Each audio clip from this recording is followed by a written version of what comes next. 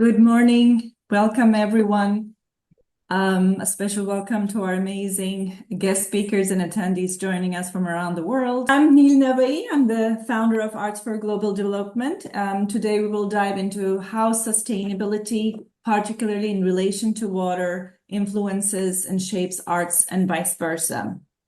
We won't be able to solve all the challenges, obviously, surrounding this topic in just 1 hour. But the purpose of our getting together is really to foster ongoing solution-oriented conversation among arts and development sector stakeholders with the intent of driving meaningful actions together. Before I turn things over to our guest speakers, I'd like to take a moment to recognize the long and diverse relationship between the arts and water in all of its forms, whether it's in the tiniest raindrop to snow, waterfalls, or vast oceans. For centuries, water has inspired artists, symbolizing beauty, power, and life itself. While water has often been a muse, it also carries a more sobering side, right? Throughout history, it has highlighted critical challenges like scarcity, pollution, floods. These issues, intensified by climate change, today affect ecosystems, food security, gender equity, and biodiversity across the globe. We're here today to explore how the arts can contribute to the solution, how art can serve as a catalyst for addressing water sustainability, how artists can be included in the decisions around preserving this vital resource and contribute to achieving the SDGs, the Sustainable Development Goals, while ensuring the art itself is invested in, that the artists are supported and included in this process. At Arts for Global Development, we approach sustainability from 3 key areas: the art itself that artists create, envision, visualize, the process of art making, and the spaces where art is made, showcased, transferred, delivered, or experienced. And obviously the artist is who's really in the core of all this, the art making, the art itself, and the space where they're interacting and engaging. As we explore these complex issues, I'm excited to turn the conversation over to our guests who will share more about their art and the efforts and processes that they've adopted in pursuit of sustainability. Maria Kaletsis, Mentwap Eswaran, and Marcela Montalban have generously contributed to our volunteer-led Project H2O initiative, which was launched earlier this year to raise awareness and advocate for a water-secure future. Their works are now on display as part of the Stories of Water exhibition. The virtual format of the Stories of Water exhibition is debuting today, and we will share the link with you all after the webinar. And select artworks in this exhibition are also available for purchase, with proceeds benefiting Bridge Hope, a remarkable organization that provides clean and safe drinking water to rural communities in Ethiopia. So with that said, welcome, Maria, Mentwap, and Marcela. Let me first introduce you all to our guests here today. Marcela Montalban is a painter and textile artist from Los Angeles, California. Through art, she raises awareness for habitat and biodiversity preservation, the environmental impacts of synthetic textile waste, and for environmental sustainability in communities that are most vulnerable to environmental degradation. Her work is influenced by her experiences growing up in a community that was impacted by environmental pollution and climate change. She is inspired by the delicate harmony of nature. Her project, Reviving the Traditional Ola Pot, focused on bringing water conservation awareness to underserved communities in Los Angeles, and she's joining us from California. Mentwap Eswaran, Mentu, she is an artist designer who grew up in Ethiopia, where water shortages were a daily reality. When the main water system shut down, they were sent to fetch water. For her as a child, it was a task that was given, but for those without easy access within the countryside, this often involved traveling miles and facing dangers from wildlife and human attacks. These journeys consumed time that could have been spent on education or building a sustainable life. Women in particular endured these challenges by traveling in protective packs for safety. Their unmatched resilience and strength are a lasting influence on Mentu's art. Mentu graduated from Parsons School of Design with a degree in communications design. And Maria Coletsis is a photographer, a multimedia artist from Canada, who works with issues concerned with identity and the environment. She incorporates photography, painting, digital media, and computer installations in her diverse artworks. Since receiving her BFA from Emily Carr University and MFA from the San Francisco Art Institute, she has exhibited her artwork in galleries internationally. Maria continues to investigate and photograph elements from nature to explore human nature. So, Maria, let's begin with you. And I'm going to transition us to the next kind of the visual here to showcase your artwork, beautiful artwork. Could you tell us about yourself a little bit? And don't forget to unmute yourself. The type of photography you specialize in, and then the various techniques and media you use in your work. Well, originally I come from a traditional photography process, which involved using a lot of water and chemicals. And so I started very young with a dark room in my home. And it was really interesting as digital photography came into my life. I spent a, a whole experience of learning about darkroom photography, and I left that, and it's a much more healthy way to make art. So that in itself was a great transition. And I come from a resource rich environment. So I couldn't help, I live with the change of the damage we do to the environment. I've watched it as I've been growing up.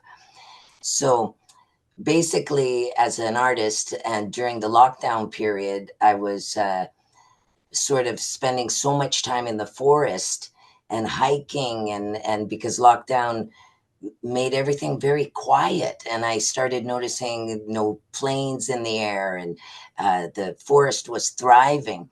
And as I spent all these hours, I started seeing the benefits that this time out from human interaction with the environment was really helping the environment thrive.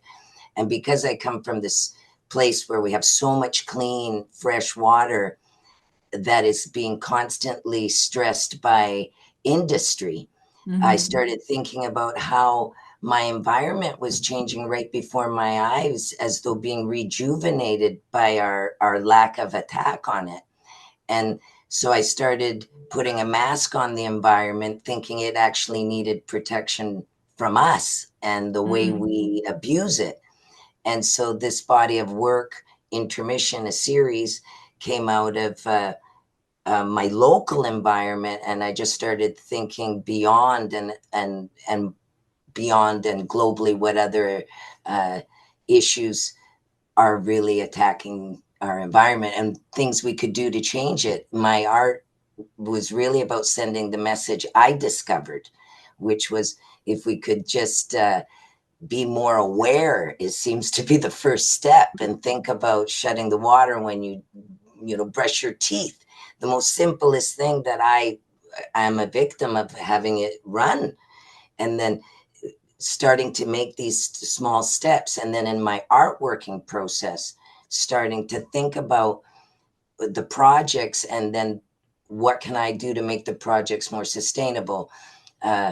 It's great in the computer. I'm not using the paper I once did. I used so much paper and water. Now I can sketch out ideas. I can do a lot of management in the computer, and then think about how the work can be, if I'm doing a two-dimensional image, maybe think about the paper I'm using, and try to be more concerned about how that could be recycled, or how it could be archival. And this is where I'm at right now in my process. Wonderful. And then these two topics that you chose for submission, the fracking and then the overfishing. Any thoughts related to that you would love, why you chose those particular issues and depicted on these masks that really the nature is needing the protection from us, from these sectors? Well, these two industries impact my life on a local level. Like, I live in Vancouver, and my province of British Columbia is rich in nature, but it's being attacked harshly.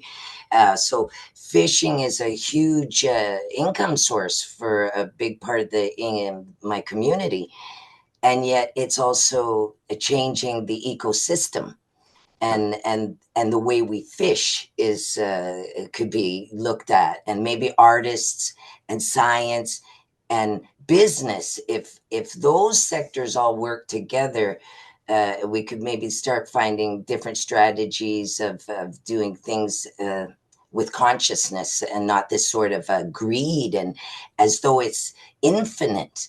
It isn't infinite, the water or the fish, or it seems there is a finite source, and we should address that. And fracking, oh, that impacts so many of our indigenous communities here in my area, because the industry will go into beautiful, pristine, isolated areas where the only communities are actually the indigenous communities, and they seem to not regard their waste water, because fracking really uses a lot of water and makes it dirty, and then puts it into the local freshwater system.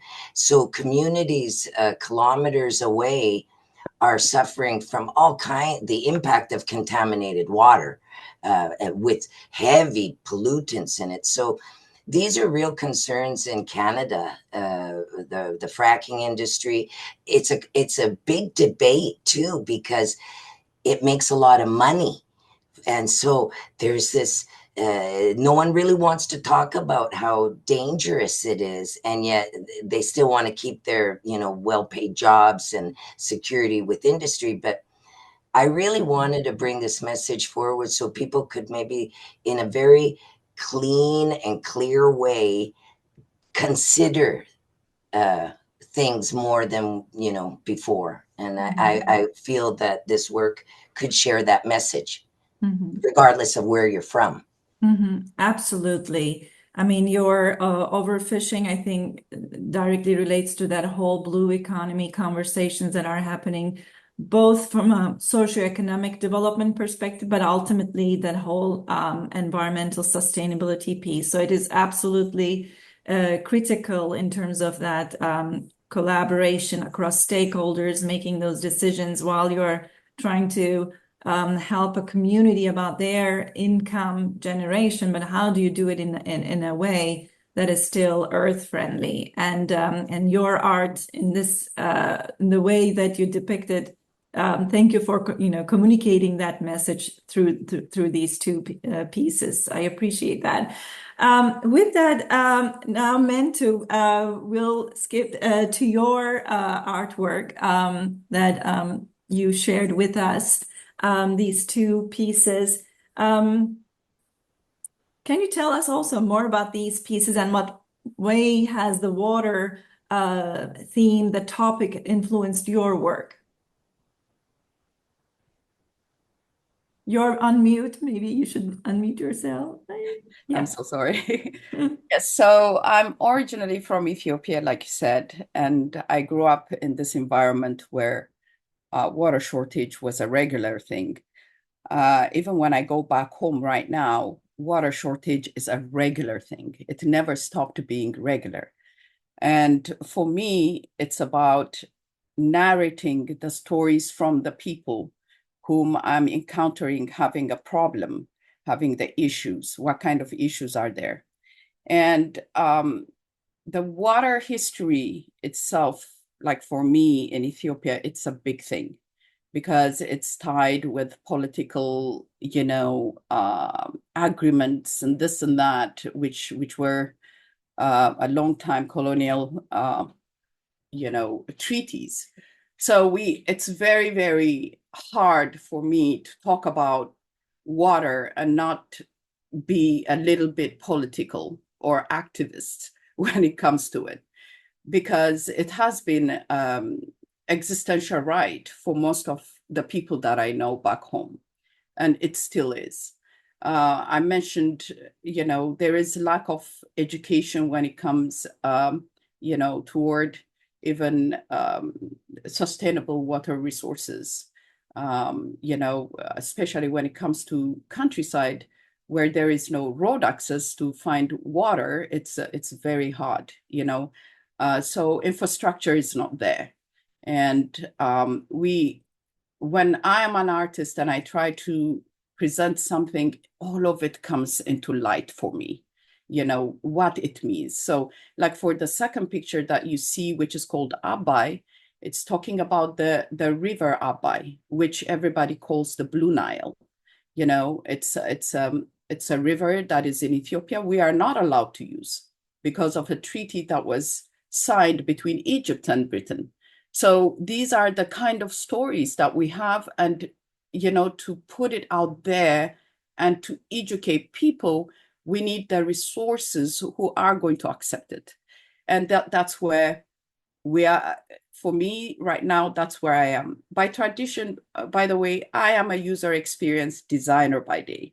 So I normally go and assess human behaviors, what they lack, what they don't lack, and how do we resolve that situation. And that's what I bring in and try to create the stories when I'm talking about women, when I'm talking about water and the connection with women. For example, back home, all the stores are being done by women. Women are going and traveling miles to fetch water. In my story, you told it, lots of atrocities happen there. So these are the kind of stories I bring in. What water means is beyond drinking. It's manufacturing. It's electricity. It's way beyond the drinking for us when I think about it. So yeah, that's my story. That's what I try to do, and I use. I'm learning how to use materials. It's quite expensive to be experimenting for some of us. We don't have the financials to do that, but I try to narrate my stories using oil and acrylic paint, and I dabble into found materials whenever I can and just recycle. Even dry paint, for example, for me has a meaning. So I never trash my dry paint, for example. I always keep my not leftover paints from my what do you call it in English, that are leftover. I just scrap them, keep them, create something out of them that tells a story about this kind of subject matters. Yeah, as you mentioned, the intersectionality of all these issues, how water, and one of the reasons why we also chose water as one of the SDGs to focus on this year, because it is really integrated in all aspects of life and developmental goals that we're trying to achieve. It affects that gender, the education, the economic well-being, peace. You touched on some of the, the political side of it to all these different components. So beautiful, and thank you for sharing your work. And I'm gonna now move on to Marcella. I am hoping that you're still on. I know there can be some technical issues. Just want to make sure. Do we have her on? There you are. Hi, Marcella. Hi. So, Marcella, your art pieces for Project H2O came from your series Reviving the Traditional Olapot. Can you also tell us more about that initiative and your work? Yes, so my name is Marcella and I'm a visual artist from Los Angeles. So California goes through periods of drought and also in my home country of Nicaragua, they experienced a lot of drought as well, and they would cope with this issue by using oil pots for agriculture to be able to grow food, and so literally for survival. And they have a very rich pottery culture in Nicaragua, and I was so inspired by this resourcefulness. And my project was called Reviving the Traditional Oil Pot. This project addressed water conservation by reintroducing the traditional oil pot method of irrigation to communities. Oil pots are made out of clay and they have been used for centuries to conserve water, specifically during periods of drought, as they slowly release water into the soil, keeping the plants hydrated while reducing water waste. We conducted oil pot workshops in communities that were within the lowest quarter of the Healthy Places Index. These communities are historically underrepresented and often excluded. These workshops took place at a local farm, community garden, and pottery studio. At these workshops, we gave oil pots to community members who attended these workshops, as sometimes these oil pots can be hard to obtain, and we provided them so that people can start practicing sustainable gardening practices right away. We also educated community members about other sustainable practices they can use daily, like water-wise gardening and how to turn water-wasting lawns into more habitat and biodiversity-friendly gardens and backyards. I utilized a community engagement centering approach by placing these communities at the heart of the decision-making process, valuing their voices, perspectives, and needs throughout the project.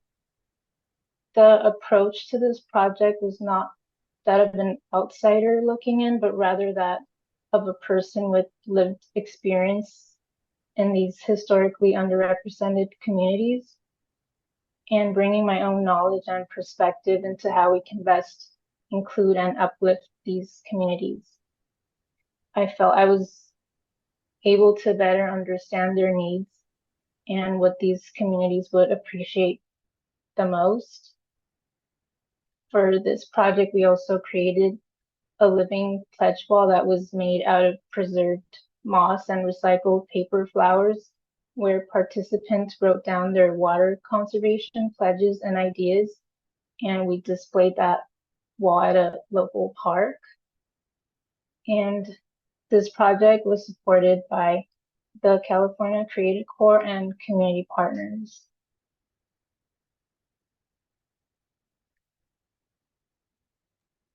Oh, wonderful, Marcella. It's amazing. And the elements that you touched on it in terms of the Olapot, the stories behind the what it signifies, and how it's also from a functional perspective, what it meant to communities. And you also highlighted the importance of the indigenous wisdom, really the knowledge that they share about soil agriculture, and how this particular project brought together, again, a different component of the society dealing with different layers of development, as well as service offerings, right? From the food, agricultural to the artists, to community, social workers, etc. So thank you for sharing as well your meaningful work with Project H2O and with us.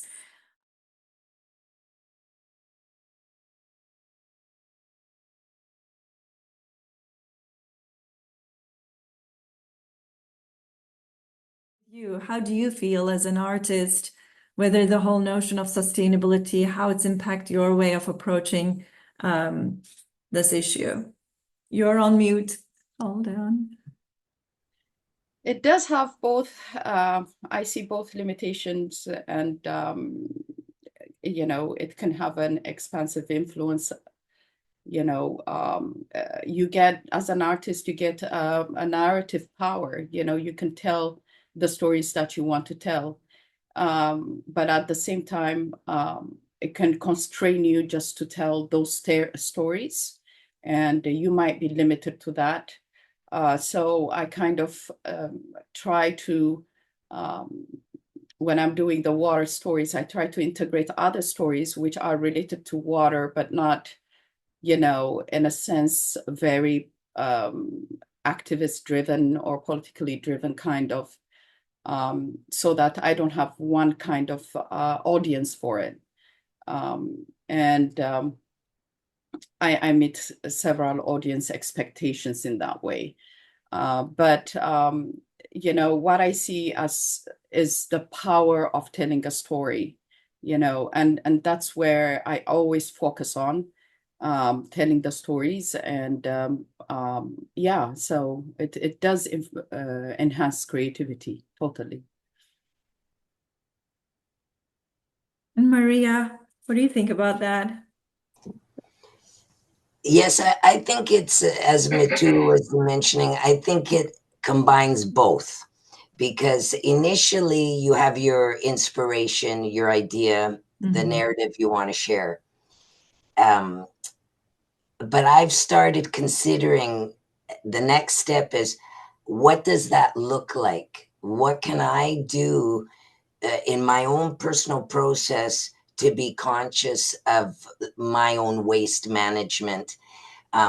So I find it kind of exciting because I'm inspired by my idea, but then there's this little puzzle. How can it's like an additional challenge to the work. What can I do consciously to make this work less, leave it, a footprint? What can I do? Does that affect my creativity? It transitions the idea a little, because the idea was born from my own self. But if I now start considering what the idea is talking about, and how I think presenting an idea now is very important to the whole creative process, because if it's not virtual, it's physical. And what does that mean? And the impact, as you were saying, I've been looking into green materials, and they're very expensive. So it's about getting together with the rest of the industry to start making products, and not just for artists, for everyday use. I find it very hard to buy something that's not in plastic. I really try. So I'm trying to make this fun in my life, in my art making, and in my daily consumer driven ways, and affordable. And if I can make it myself, I do. And I've made a lot of paper, but that takes a lot of water too. So there's an irony to everything, and it's just finding a balance. And then it starts with you, and then your community, and then your government, and then maybe outwards. So I think you can marry both of them. I know I am right now, and it hasn't stifled me. It's actually made the message even more authentic from my voice and my So material. you see, with what Maria said right there, even understanding how you can work with other government entities, or that there is a lack of education there. Because I know a lot of artists who do work, but they don't know how far they can take it, for example, right? This education in art, and how you can go in and work with other organizations to, to bring out some kind of an awareness. That education on its own, for some of us, it's not there. We have to dig it out, for those who have to get a job, for example, another job to sustain their life, that time becomes limited to go out and look for these things. So I think when I look at it, Maria, you're right. I mean, I myself, I'm a part of this crazy world where when I bought my house, they were asking me to get this water reservoir for my garden. And I was, it's plastic, it's ugly.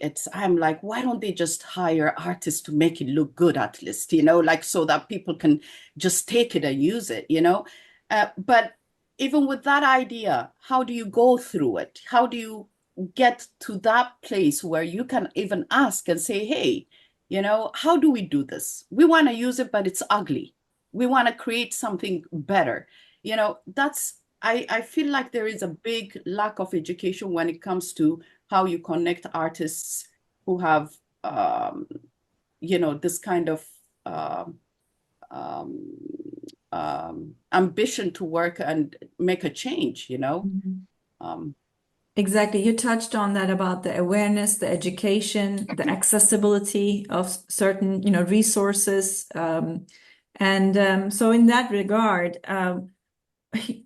what can the art sector first? Let's look into ourselves within the art sector.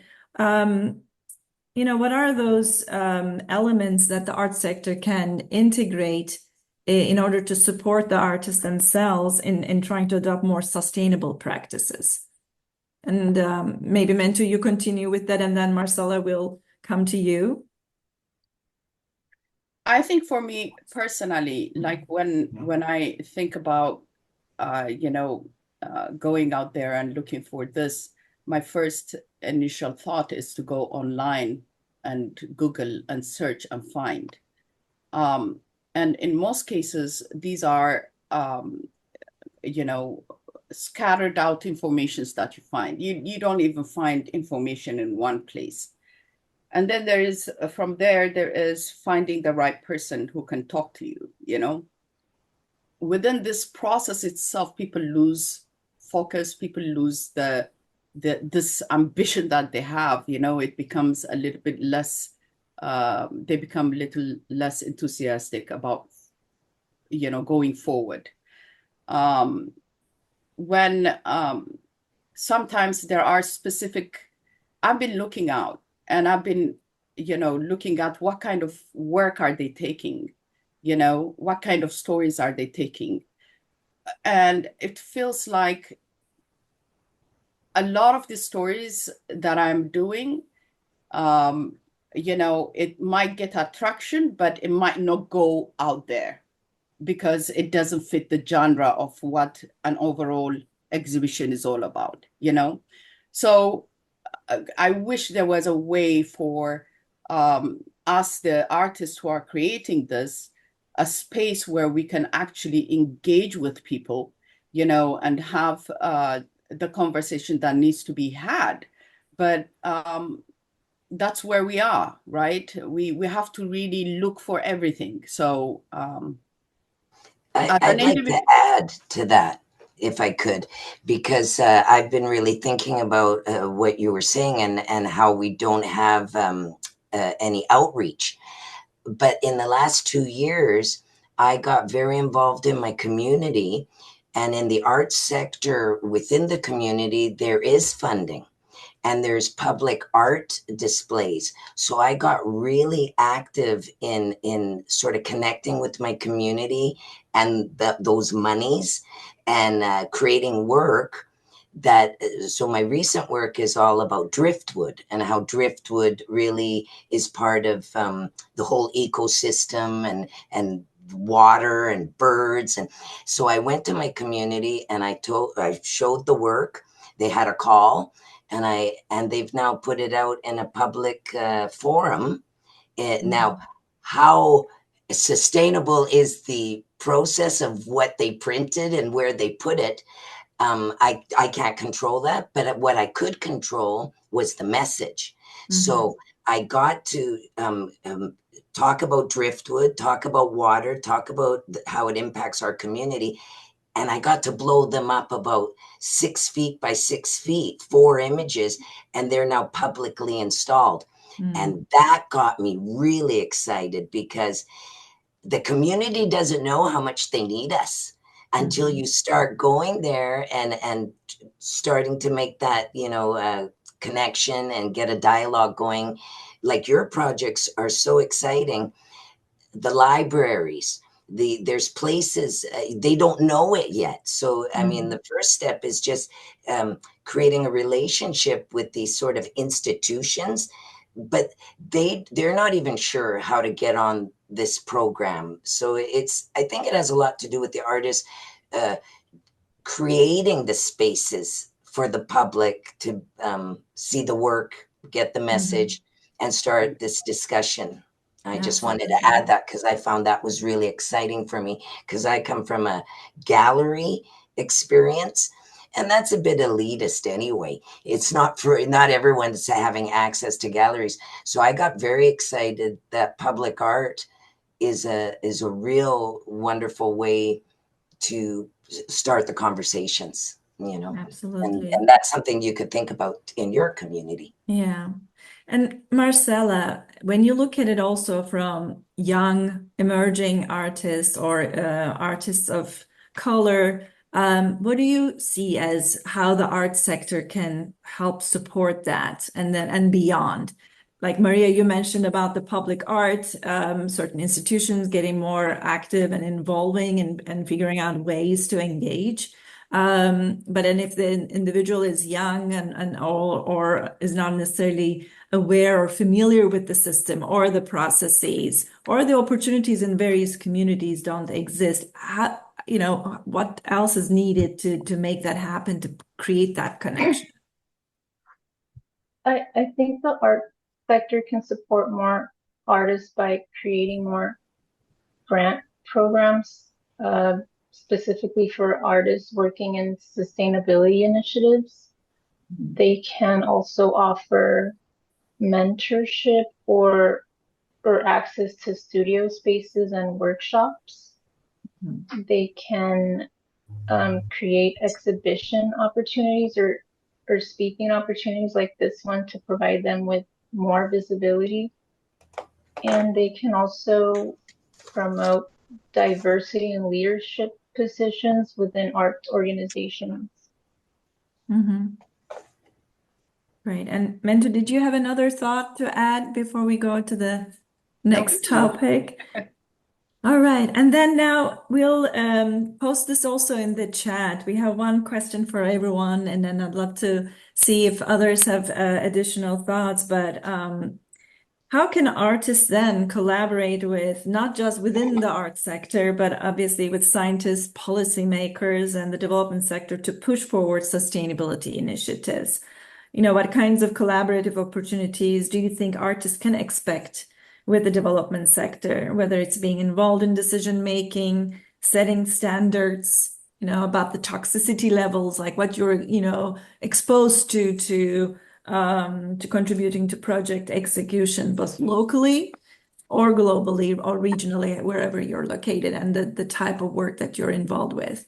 And those answering, you might also want to look at it not just from a visual arts perspective. It can be also performing arts. This is all about the arts discipline in various form and shape. So, but with that, maybe Maria, do you want to get started with that? Like you already mentioned about the other institutions providing and engaging through public art, but what about private sector? Are there opportunities that the artists can expect them to invest in, not just always a funding requirement, but almost like a transactional, a win-win for both sides, for the artist as well as the sustainably focused companies? Well, there's so few of them.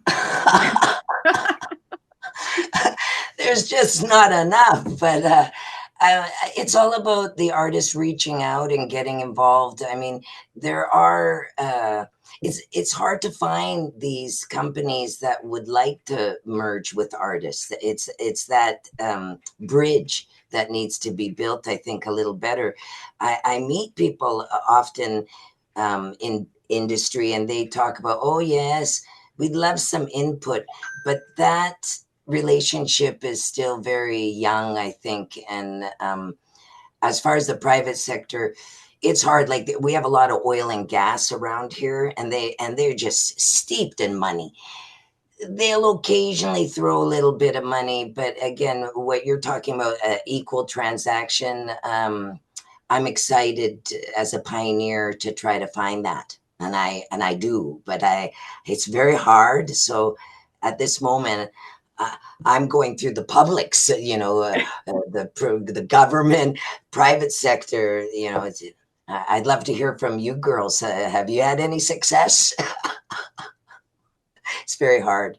Um, but I think, we just, as artists and active in your community, I've approached many big companies. I approached Minolta a number of years ago, and I asked them to give me a copier for a while. I'm an artist and I'm going to use it, and I'll let everyone know you helped the artist.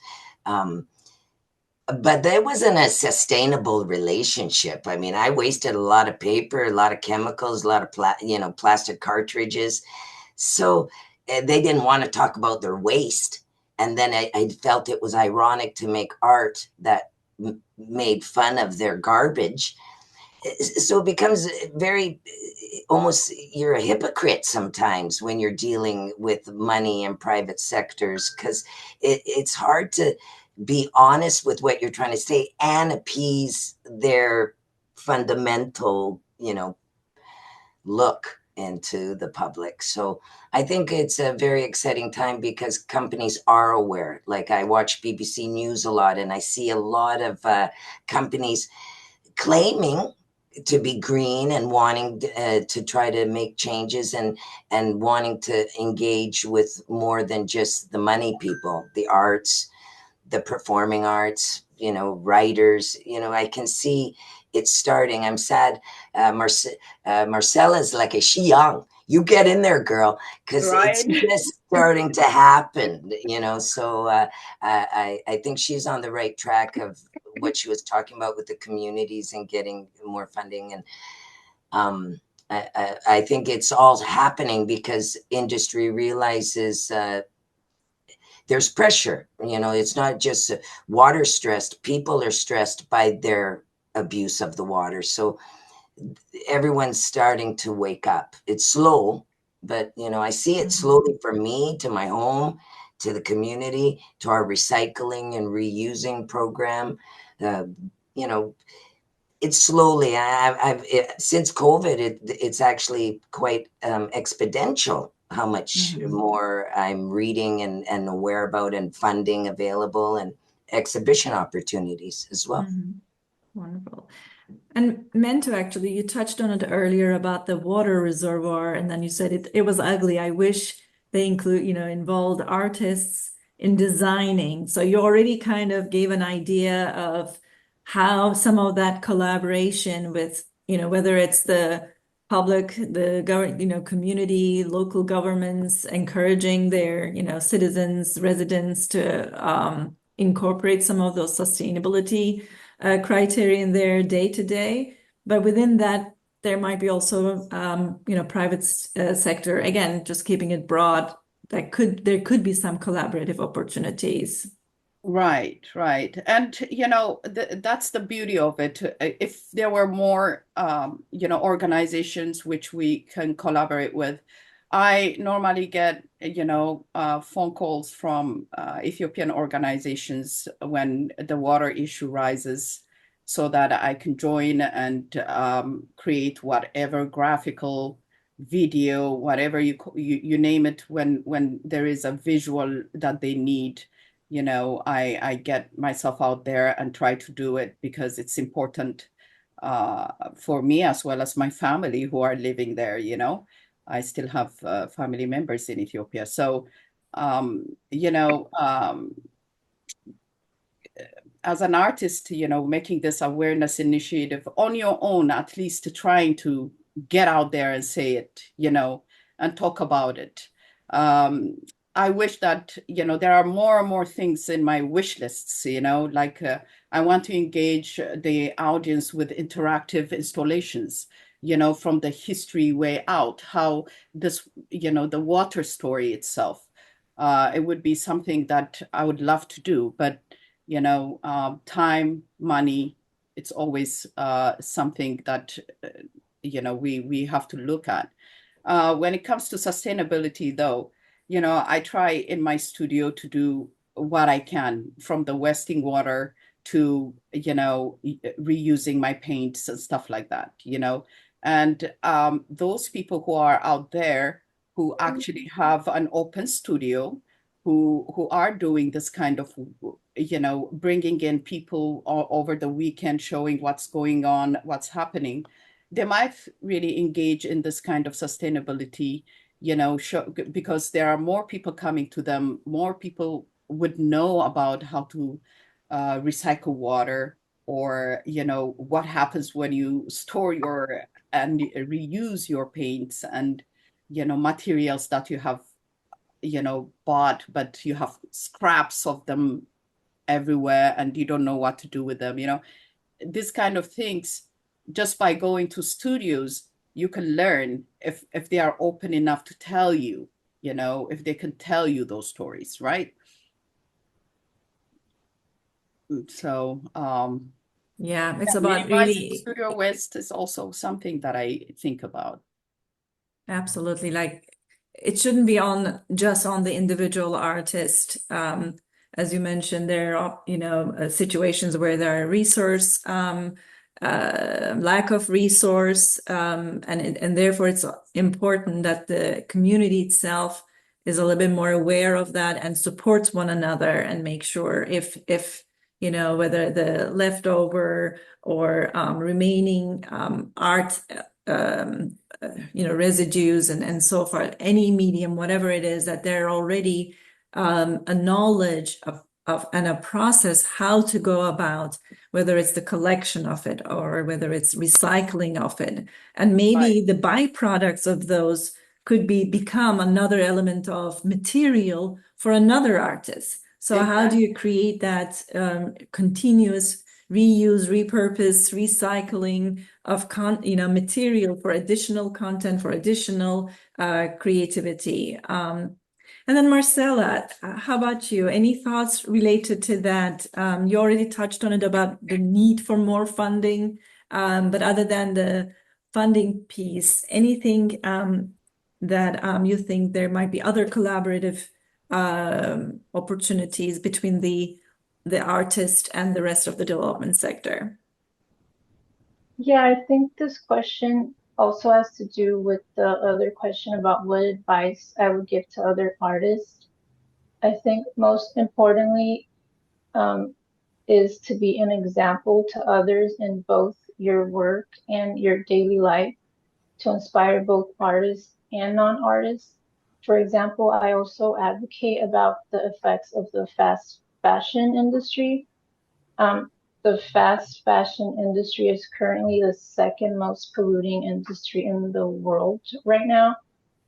And it's also the second largest consumer of water and a water pollutant. And I feel like every chance that I get, I try to educate people on this topic and to become more mindful consumers, how we can seek out mostly natural, ethically sourced fabrics and to support more local independent artists and craftsmen. Like, for example, right now, some people might be wearing plastic fabrics like polyester, acrylic, and those are huge contributors to environmental pollution. And I feel like I always try to educate people about, that plastic fabrics aren't just detrimental to the environment, but also to human health and just the amount of water waste that industry contributes to. Absolutely.